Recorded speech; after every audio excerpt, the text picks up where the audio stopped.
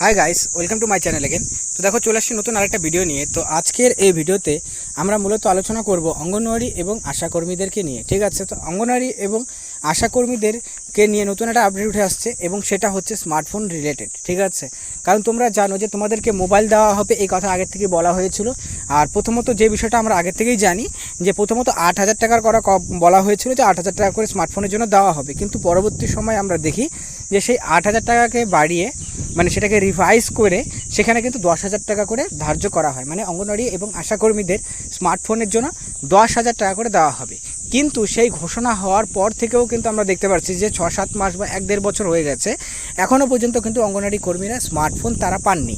এখন কোশ্চেনটি রইল যে তাদের স্মার্টফোনটা তারা কবে পাবে। ঠিক আছে, কারণ যেহেতু প্রতিদিনই পোষণ টাকার অ্যাপসের মধ্যে কাজ করতে হচ্ছে, কিন্তু সেই দিক দিয়ে দেখতে গেলে পরে অনেকে স্মার্টফোনে কিন্তু সমস্যা তৈরি হয়।